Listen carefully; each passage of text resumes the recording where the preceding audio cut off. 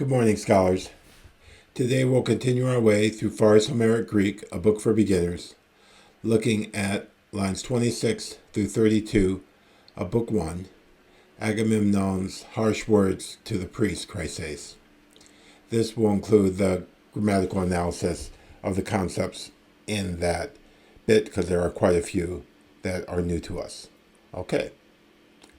So, me segeron kolesin ego paraneusi kikeo, nun de tunont, husteron autisionta.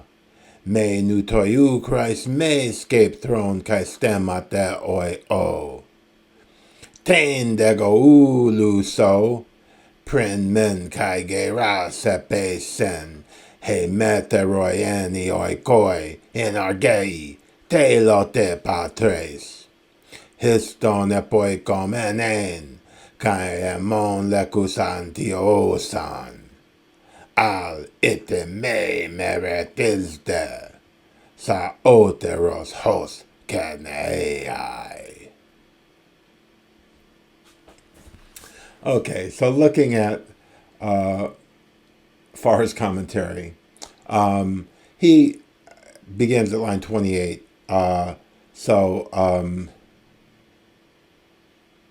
Me nun toi u Christ me scaped throne kai tema stemma de oyo. So he says toi is equal to soy, su, so less to you. And Christ may is from Christ meo. It's a second aorist active subjunctive. May help or avail. Although singular, this verb has a plural subject. It agrees, however, with the nearest scape throne. And he means by that the subject is technically scape throne kai stemma. But we get why it would be singular. That just kind of doesn't make sense for it to be plural. Okay, tain is emphatic and is said with haughty brevity, and perhaps with a contemptuous gesture or jerk of the thumb over his shoulder toward the tent where the girl was. Ego is placed in emphatic contrast to the other Greeks. Even though the others do agree with you, I have something to say here. And kai means even. 30 onwards, he says, this is said with a definite intention of insulting the father and wounding his feelings as deeply as possible. Hemeteroi is emphatic. She shall never be returned to you and yours, i.e. she's mine and ours. Epikomene, from epoikomai, is a present active, here deponent, actually, so it has middle form active meaning, participle, accusative singular feminine, which is modifying men, her, plying, to move back and forth the loom. Okay, anti-o-san is an assimilated form, and I've given you the references for Smythe in the earlier lecture. And 32, ite is from Amy, to go, is a present active second singular second person singular imperative. So go, be gone, get out of here. Ite. Eretizde likewise is a present imperative second singular to anger, to vex. And neai is present active deponent subjunctive. You may return. Saoteres is emphatic by position, more safely than if you should remain and piss me off. Okay, so those are Pharr's notes, but I'm going to go a little deeper into what's going on here grammatically. Pharr ends with this overall statement. It is characteristic of the poet's art that Agamemnon is represented as leaving to the imagination just what dire form his brutality may take, although his threat perhaps contains an intimation of it that if the old priest does not depart instanter, he may pay for his temerity with his life. Having no good arguments or adequate reasons to offer, Agamemnon resorts to vile abuse to close the discussion and to get rid of his unwelcome visitor. Homer represents the brutality of Agamemnon in as glaring a light as possible, to prepare the way for the righteous indignation of the god and the fearful consequences which the Greek hosts are to suffer for the king's rash impiety. Okay, there we go. So, getting back to the grammar, this opens up with probably the most famous hortatory subjunctive in all of Greek literature.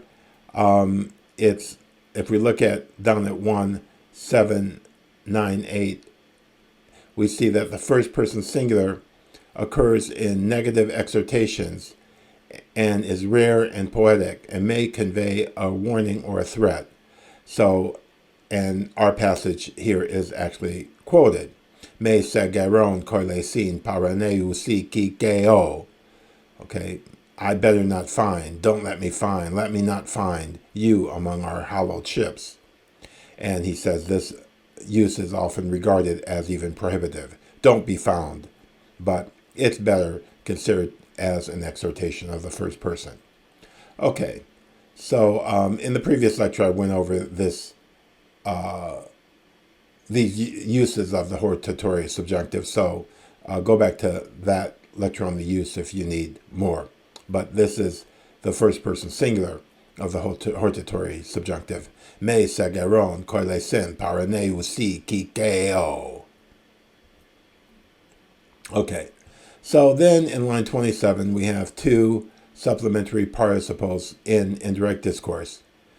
And from Goodwin's Moods and Tenses, 883, Part 3, the participle with verbs signifying to find, to detect, or to represent denotes an act or state in which a person is found, detected, or represented.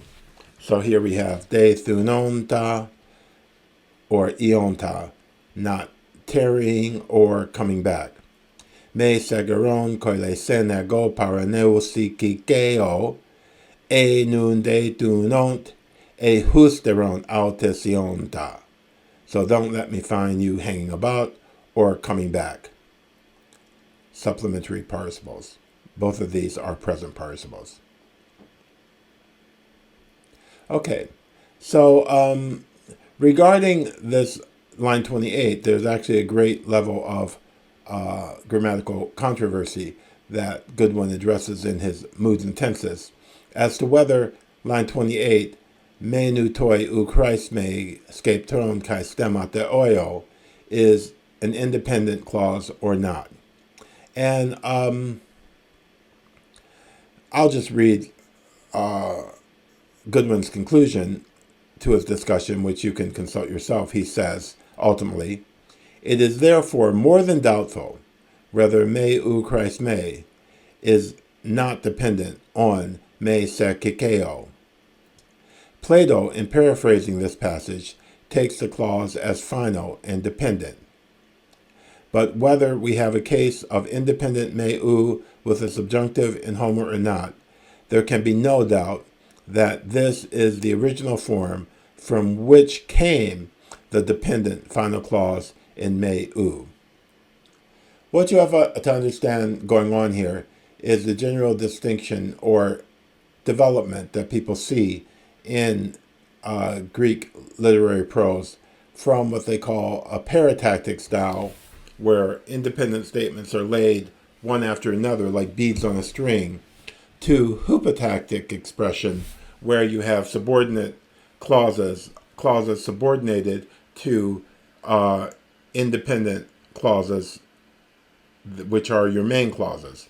And so Aristotle talked about this in his Politics, and this is really what's going on. So the fact that Plato would view this as final and dependent could be more a reflection of his own understanding or the way language worked in his time than actually what Homer was doing, where it could well be independent in a paratactic manner. But again, like I say, this is just going deep into the trenches of grammatical controversy, and I wanted to just point people to Goodwin's Moods and Tenses, section 263, for this wonderful and rather deep discussion of what might be going on here. Okay, so we saw that we had the supplementary participles, de thunont, ionta, but now we see in line 31 two circumstantial participles. And again, the circumstantial participle is added without the article to a noun or pronoun to set forth some circumstance under which the action, generally the main action, takes place. And the subject of the participle is identical with the noun or pronoun, subject or object of the leading verb, and agrees with it in gender, number, and case. So I just wanted to show that this is what we have here. We have our two participles, ep oikomenein and antiosan, and both of these are feminine, singular, and accusative, and they agree with the object of the main verb, epesen, geras, old age shall come on her, shall come upon her, and what she'll be doing when old age comes upon her, iston epoikomenein kai emon lekos antiosan. Okay. Tein dego ulu so prin men kai geras epesen. And then we have the other line, iston epoikomenein kai emon lekos antiosan. Okay, so above when I was talking about whether it's dependent or independent, our clause, I mentioned this notion of final clauses or purpose clauses, and people might be new to this language if they haven't studied Latin. But so let's just look at this right now to clear it up. Final clauses denote purpose and are introduced by hina, hopos, hos, and meaning in order that, equivalent to Latin ut, or the negative hina me, hopos me, hos me, or me alone, lest, equivalent to Latin ne. Now, so 2196, the verb of a final clause stands in the subjunctive after an introductory primary tense and in the optative after a secondary tense. So we see this example, which is an example of what's called primary sequence, where you have a present or future tense in the main clause. You end up with a subjunctive in the subordinate clause. So in this example, I write on this account that you may learn. I write so that you may learn. Grapo hina ekmates. Grapo hina mak ekmates. So a final clause or purpose clause, the language goes back and forth, stands in apposition to tutu heneka or diatuto, expressed or understood. So in the example from Thucydides, I conveyed an assembly for this reason, that I may remind you, blah, blah, blah. You have eklesion tutu heneka sun egagon hopos hupobneso. And Smythe says tuto heneka could have been omitted here. Eklesion tuto heneka sun egagon hopos hupopneso. So that's what a final or purpose clause is, and these are in close relation to things called consecutive clauses, which talk about not the purpose that someone has in their mind, but just the result that occurred from an action. And so anyone who studied Latin will be familiar with this distinction, but if you're not, you should look around Smythe and get it in your mind, because it's an important one going forward.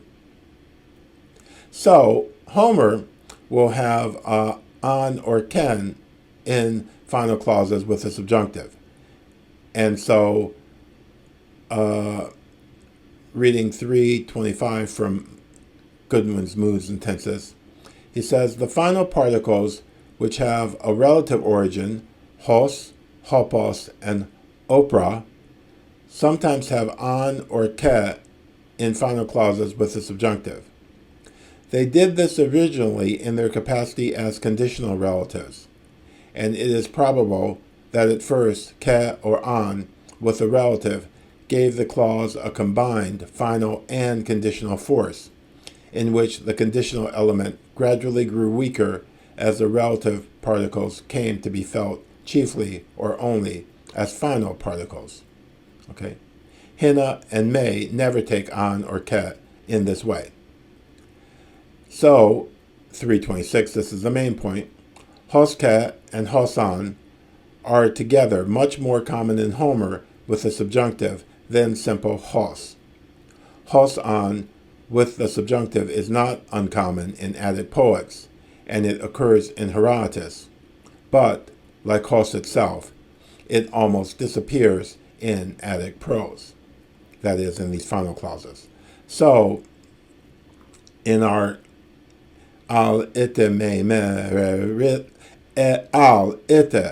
meret is there, sa oteros hos kenei, we see here, don't anger me so that you'll get home more safely. Okay, so again, to recite this first of the series of marvelously vivid and powerful speeches that give so much punch to the first book of the Iliad. Here we go. Agamemnon to the priest.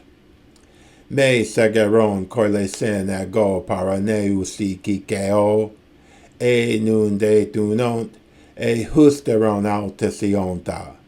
Menu toi Christ me scape throne kai stematoio. Dane dego uluso. Prin men kai gera sepe sen. He meteroi ani oikoi enagei. Te lote patres.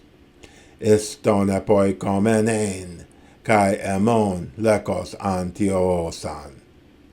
Al ite me meretisde, sa oteros hos ke neai. So I'll read that without the dramatic handy-pandy, so you can just get used to it. So repeat after me. Me segeron koilesen ego paraneusi ki geo.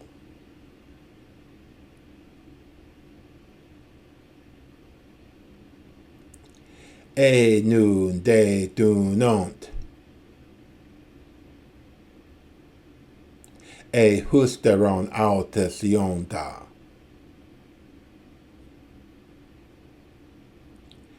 Me nutoi Christ me. Scape throne kai stem mateoio.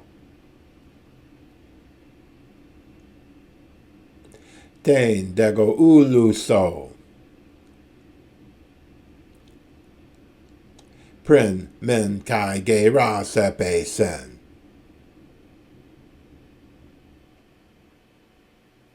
He meteroi ani oikoi. Enagei.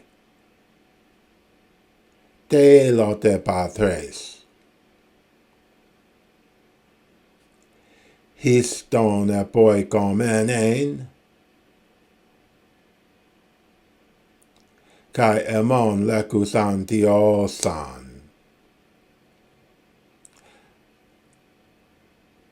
Al ite me meretisde. Sa oteros hos ke neai. Okay, here we go.